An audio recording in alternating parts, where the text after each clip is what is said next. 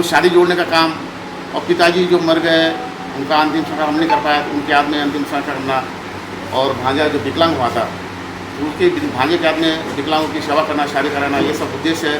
इन कामों को लेकर मुझे छत्तीसगढ़ शासन के द्वारा 2 सम्मान मिले। एक अखिल भारतीय स्तर पर महाराजा गणेश सम्मान जो लाभांश ट्रांसफर के लिए मुझे दिया गया, और 2016 में मुझे संस्था के माध्यम से जो अपन गरीब कन्याओं का विवाह करते हैं दिव्यांगों का, उसके लिए उत्कृष्ट कार्य करने के लिए दिव्यांगों क्षेत्र में राज्यपाल, मुख्यमंत्री और गृह मंत्री और समाज कल्याण मंत्री द्वारा मुझे उत्कृष्ट कार्य करने के लिए दिव्यांगों क्षेत्र में सम्मान मिला है। तीसरा सम्मान मुझे अखिल भारतीय स्तर पर महाराष्ट्र गौरव सम्मान मिला है। मानव सेवा ही माधव सेवा है के उद्देश्य को लेकर सन 2000 से आस्था बहुउद्देशीय संस्था का कार्यालय शुरू हुआ था, जिसकी स्थापना को लगभग 25 वर्ष पूरे हो चुके हैं। इस 25 वर्ष के दौरान आस्था संस्था के संचालक प्रकाश गेडाम जी द्वारा अनेकों बुजुर्गों, जो बेसहारा जिन्हें कहा जाए, जिन्हें उनके परिजनों द्वारा, ऐसे बुजुर्गों को जिन्हें बेघर कर दिया जाता है, उन्हें इस आस्था वृद्धाश्रम में सहारा दिया गया। तब से लेकर आज तक उनके लगातार खाने पीने से लेकर के इलाज की जो समुचित व्यवस्था प्रकाश गेडाम जी और उनके सहयोगियों द्वारा लगातार पूर्ति की जाती रही है। इन्हें कुछ सामाजिक संस्थाओं से सेवा भी, मदद भी मिलते आई है, लेकिन अपने प्रयास से इनके द्वारा लगातार इस काम को अंजाम दिया जाता रहा है। आज की तारीख में भी इस संस्था में अनेकों बुजुर्ग हैं जो जिनका बराबर खान पान से इलाज से लेकर के समुचित, जो कहा जाए, समुचित देखभाल की जाती है। तो हमारे साथ मौजूद हैं प्रकाश गेडाम जी। आइए इनसे जानने की कोशिश करते हैं कि इस संस्था को शुभारंभ करने के पीछे, शुरू करने के पीछे इनका क्या उद्देश्य रहा। जी प्रकाश जी, सबसे पहले ये बताएं कि क्योंकि सन 2000 से संस्था का संचालन लगातार आपके द्वारा किया जा रहा है, तो इसके पीछे आखिर आपका उद्देश्य क्या था?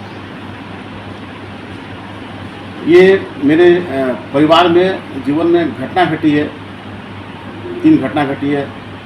उस घटना से मैं सबक लेकर और प्रेरणा लेकर मैंने ये काम चालू किया है, 3 उद्देश्यों को लेकर।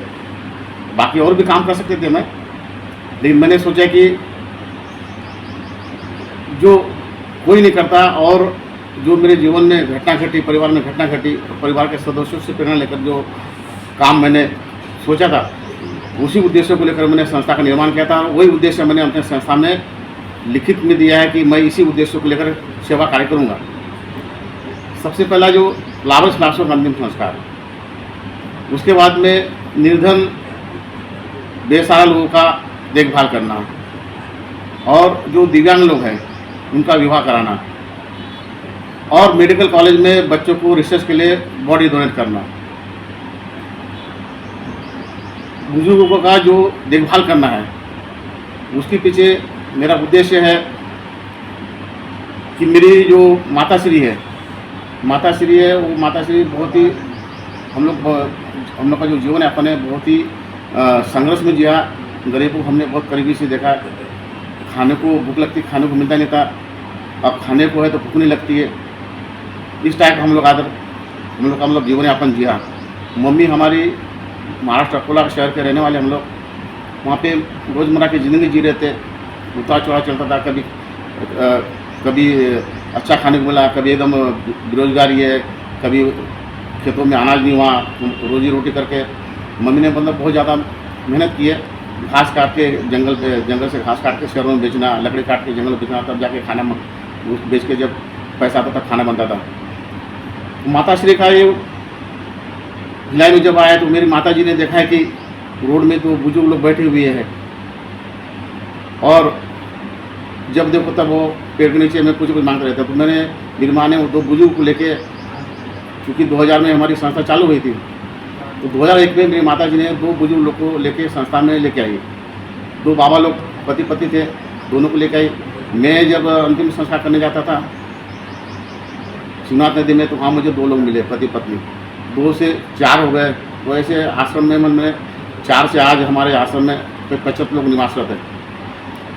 तो ये जो, और दूसरी बात है जो संस्कार करने का जो उद्देश्य है, अंतिम संस्कार, तो मेरे पिताजी जो थे, मम्मी जब हम भिलाई में आए, मम्मी हमको भिलाई जब लेकर आई है, हमारे परिवार के सहारे मामा जी हमारे रहते हैं यहाँ पे, बड़ी माँ रहती, उनके सहारे भिलाई में लेके आई। तो पिताजी हमारे अकोला में रह गए। भिलाई में आए, अकोला चले गए, बोले खेती बाड़ी बेच के टेलर मास्टर थे, बोले बेच के मैं इधर ही आके यहीं पे अपन एक साथ में रहेंगे करके। तो पिताजी गए वहाँ, बीमार पड़ने के बाद में पता चला 6 महीने तक उनका देखभाल गांव के लोगों ने किया, संस्कार भी गांव के लोगों ने किया। हमारे बड़े पिताजी के लड़के थे, उन्हीं का एक तो वो भी पुणे में रहते, तो वो उसी दिन गांव में आया तो उनका हाथ पड़ा। वहाँ हमारा 4 भाई 2 बहनों ने कहते हैं हमारा किसी प्रकार का पिताजी के सेवा में कोई योगदान नहीं रहा, अंतिम संस्कार में कोई योगदान नहीं रहा। तो पिताजी का जो पीड़ा थी, गाँव के लोगों ने बोला कि पिताजी का मैंने ये सेवा की है, दवाई ला के दिए, खाना दिए, पानी दिए, दवा खाने लगे, तो ये मुझे खलता था, क्यों न मैं शहर में जाकर जब कुछ कमाने लायक हो जाऊँगा, कुछ पैसा बचा कर इन लोग की सेवा करूँगा मैं। शुरू में मैं क्या, तो कोई गरीब आदमी है, ख़त्म हो गया है, उनको पैसा देना, लकड़ी का सहायता करना, कफन दमन के लिए कपड़ा देना, इस टाइप का करता था। जब बाद में देखा मैंने कि शिवनाथ नदी किनारे एक दिन गया मैं, शिवनाथ नदी किनारे में लावारिस लाशों को दफन करते समय सम्मानजनक ढंग से उसको दफन नहीं किया जाता था, तो जानवर, जंगली जानवर जो है वो इंसान की लाश को नोच कर खा रहे थे। मैंने उसी समय प्रण लिया कि अब जो अंतिम संस्कार करूँगा मैं सहायता नहीं करूँगा, अपने हाथों से करूँगा। तो मैंने अपने हाथों से 2002 से अपने हाथों से जो लावारिस लाश है उनका अंतिम संस्कार चालू किया, और पूरे जितने भी थाने हैं दूर जिले में सबको मैंने एक लेटर लिखा कि जो भी लाश मिलेगी उसका अंतिम संस्कार मैं अपनी संस्था के माध्यम से करूँगा, अपने हाथों से करूँगा, आप मुझे खबर दीजिएगा। पीएम होने के बाद में हम उसको लाश को अपने संस्था के माध्यम से लिखा पढ़ी करके अपने अंडर में लेते हैं, फिर उसको कफन दफन करके सम्मान देने से संस्कार करते हैं। उसके बाद में जो विवाह का जो कार्यक्रम है, विवाह, तो मेरे परिवार में मेरे भांजा था, वो अचानक 16 साल की उम्र में अचानक पता नहीं रिएक्शन हो गया दवाई का, तो उनके हाथ पैर पूरे मतलब काम करना बंद कर दिए। तो मैंने देखा, पीड़ा देखा, ये अगर जब बड़ा होगा, 18 साल का होगा, पढ़ाई लिखाई करेगा, और भी बहुत सारे विकलांग लोग थे, मैंने देखा कि चल नहीं पाते, फिर नहीं पाते, उनकी शादी ब्याह में बहुत तकलीफ होती है। तो मैंने अपने भांजे का ही मतलब प्रेरणा लेकर, मैं भांजा अगर ऐसी, भांजा जब विकलांग है, चल नहीं पाता, तो ऐसे बहुत सारे लोग हैं चल नहीं पाते, फिर नहीं पाते, तो मैंने बोला कि इनकी नौकरी जाके तो ठीक है, लेकिन शादी ब्याह कैसे होगा, एक जगह दूसरी जगह जा नहीं पाते, उनको एक मंच में लाकर उनका परिचय कराने के बाद में उनका विवाह कराना, क्योंकि जब विवाह होगा तो समाज के मुख्य धारा में जुड़ेंगे संस्था के माध्यम से। प्रकाश जी, क्योंकि आपके आश्रम में बड़ी संख्या में बुजुर्ग निवास रहा है, तो इनके खाने पीने से लेकर के इनकी चिकित्सा सुविधा को लेकर के आपके द्वारा किस तरह का प्रयास किया जाता है? क्योंकि देखने को ये नहीं, अभी जो हमारे द्वारा देखा गया है कि इसमें ज़्यादातर जो है 60-70 वर्ष से ऊपर के ही होते हैं, तो ऐसे में इनकी जो इनमें कई बीमार भी रहते हैं, तो ऐसे समय क्योंकि रात में देर रात तबीयत खराब हो जाए, कुछ हो जाए, दवा की व्यवस्था करना हो, चाहे अस्पताल ले जाना, तो उसके लिए आप किस तरह से तैयार रहते हैं? मैं तो ये कहता हूँ कि संसार में सबसे अगर कठिन काम है तो बूढ़े माँ बाप की सेवा करना, वृद्धों की सेवा करना। वृद्ध जब चलते फिरते रहते तब तो वो ठीक है, जब बीमार पड़ते और बीमार पड़ने में जब बिस्तर में आ जाते तो उससे बड़े सेवा कहीं नहीं है, क्योंकि जब बिस्तर में आ जाते बूढ़े माँ बाप या बूढ़े बुजुर्ग लोग, तो उनकी सेवा वैसी करनी पड़ती है जैसे एक छोटे बच्चे की सेवा करनी पड़ती है। छोटा बच्चा जब जन्म लेता है, माँ बाप उसको गिर न जाए, बीमार न हो जाए, उसके प्रति इतना दिल से लगाव रहता है, वैसे ही बुजुर्ग के प्रति लगाव रखना पड़ता है, उनकी सेवा करनी पड़ती है। लेटरिन बाथरूम से लेके उनकी दवा तक, नलान उलान लग, ये मतलब ये जो भावना है, जब तक अपने घर में अपनापन हो, मेरे पिताजी होते, मेरी माँ होती तो कैसे सेवा करते, तो ये भावना जगानी पड़ती है बुजुर्ग पर। मेरे पिताजी होते तो कैसे करता है, मेरी माँ होती कैसे करते, तो माँ बाप की भावना जगाना पड़ता है, तब जाके अपन उसकी सेवा करते। रही बात है उनकी देखभाल करने की, तो शुरू में तो मैंने 15-20 लोग हमारे आश्रम में रहते थे, तो उस समय उनकी तकलीफ नहीं जाती थी, क्योंकि जनसंख्या बढ़ गई है। जनसंख्या बढ़ने के साथ साथ में लोग, दानदाता भी लोग आ रहे देने के लिए, कोई राशन छोड़ता है, कोई तेल छोड़ता है, मतलब जरूरतमंद का सामान छोड़ते हैं। अभी तक तो आश्रम में हमारे ऐसे कोई तकलीफ नहीं की खान पान की। रही स्वास्थ्य के बारे में, तो स्वास्थ्य के बारे में कुछ लोग दवाई छोड़ देते हैं, कुछ डॉक्टर लोग आ जाते हैं, महीने में 1 बार 2 बार आते हैं, एक नर्स आती है, तो उनकी, और जो जब ज़्यादा बीमार पड़ते तो हम लोग दवाखाने में भर्ती करते हैं। आज हमारी एम्स में एक माता जी है, उसको भर्ती किए, 1 महीने से भर्ती, उसका घुटना चेंज करना है, तो उसके लिए एक केयर टेकर रखे हम लोग, उसके लिए दवा जो मिलती है बाहर की दवा ला के देना पड़ता है। और दुर्ग में भी 2-3 लोग भर्ती है। तो तकलीफ तो जाती है, भर्ती करना आसान है, लेकिन भर्ती करने के बाद में जब केयर टेकर के बाद में जो उनकी सेवा करना पड़ती है दवाखाने में, और दवा वहाँ देना पड़ता है, जो दवाखाने में दवा मिलती नहीं है तो बाहर से लाना पड़ता है।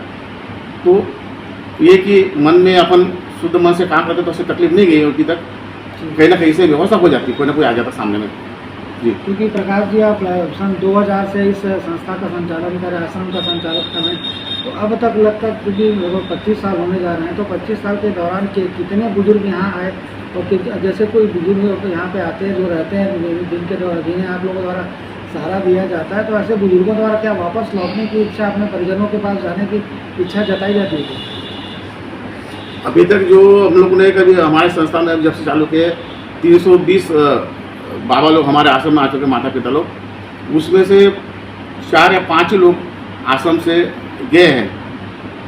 हमने उनका समझौता कराया और वो लेके गए, बाकी तो उनके घर बार होने के बाद में और लेने के लाने के बाद में जाते नहीं, क्योंकि यहाँ पे ऐसे रम गए उन लोग, अब उनको ऐसा लग रहा है कि ये हमारा घर है करके।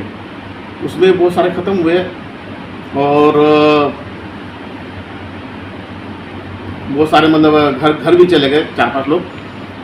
तो कभी मतलब उन लोगों ने अभी कभी उनको मतलब ऐसा लगा नहीं कि मतलब इनको यहाँ पे पसंद नहीं है करके, और घर में जाना चाहता है करके। हम तो बोलती है आप घर जाओ करके, लेकिन नहीं हम यहीं जाएंगे करके बोलते हैं, अब यहाँ पे हम रम गए करके। क्योंकि प्रकाश जी ये भी देखने को मिल रहा है, जो बुजुर्ग यहाँ पे देखने मिल रहे हैं, इसमें कुछ ऐसे बुजुर्ग भी हैं जो काफ़ी अच्छे घरों से ताल्लुकात रखते हैं। तो आपको क्या लगता है कि इसके पीछे क्या कारण है कि अच्छे घर परिवार होने के बावजूद भी बुजुर्ग आज आश्रम में रहने को विवश हैं?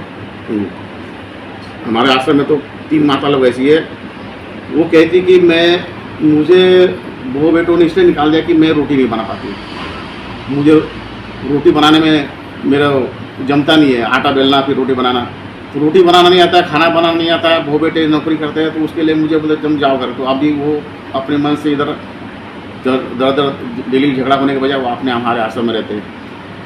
संपन्न जो है, संपन्न का बात अलग है, संपन्न होने के बाद में मन में एकता नहीं है, अंतरात्मा में भावना नहीं है कि हमारा भी जीवन बुढ़ापे में ऐसे होगा, ये भावना उनके अंदर में आती है। अभी क्या जवानी है, खून गर्म है, नौकरी चाकरी के पैसे, तो अभी उनको लग नहीं रहा है कि मेरी जो सास है, सासुर है, हमारा भी वही हाल होगा करके, ये भावना उनके अंदर ना आ नहीं रही है। तो झगड़ा करके तंग करके वो आश्रम में बेचारे आते हैं। ये थे हमारे साथ आस्था आश्रम के संचालक प्रकाश गेडाम जी, जिनके द्वारा सन 2000 से मानव सेवा से जुड़े कार्यों को किया जा रहा है। इनका कहना है कि अपने घर के परिजनों को देख करके, अपने दोस्त यारों के परिजनों को देख कर इन्हें इस तरह की जो प्रेरणा मिली, ये जहाँ भी वृद्धों को, बुजुर्गों को, बेसहारों को देखते हैं, उन्हें इन प्रकार किसी तरह अपने आश्रम में लाकर अपने माता पिता की तरह इनके द्वारा सेवा की जाती है। उनके समुचित खान पान से लेकर इलाज की व्यवस्था की जाती है। देह दान को लेकर के भी इनके द्वारा जागरूकता अभियान चलाया जा रहा है। अनेकों लोगों की देह दान कराई जा चुकी है। साथ ही जो बॉडी मिलती है, लाशें मिलती हैं, जिसे कहा जाए तो अनजान लाशें मिलती हैं, उनका अंतिम संस्कार भी इनके द्वारा किया जाता है। तो निश्चित रूप से एक सराहनीय पहल है, लेकिन इसमें ध्यान दिए जाने योग्य एक बात ये है कि जैसे कि प्रकाश गेडाम जी का कहना है कि आज जिस तरह से जो बेटा बहू अपने सास को प्रताड़ित करते हैं, आने वाले समय में उन्हें भी ये दिन का सामना कहीं ना कहीं निश्चित रूप से करना पड़ेगा। तो ऐसी स्थिति बनने से रोकने आज की तारीख में, आज आधुनिकता के इस जीवन में जो बच्चे हैं, बुजुर्ग जो बच्चे हैं, जिनकी पत्नियां जो कामकाजी है और चाहती है कि उनकी सास घर में उनकी सेवा करे, यदि सास नहीं कर पाती तो उन्हें आश्रम में डालने की या उन्हें प्रताड़ित करने की किसी न किसी तरह से साजिश रखी जाती, तो निश्चित रूप से उन्हें भी आने वाले समय में इस तरह का दिन देखना पड़ेगा। तो इस तरह के दिन देखने से पूर्व वे अपने आचरण में सुधार करके घर के बड़े बुजुर्गों की सेवा करें, ताकि आने वाले समय में भी, भविष्य में भी वो अच्छे दिन का सामना कर सकें। RCN न्यूज़ के लिए वाल्मीकि अंगारे के साथ संजय दुबे।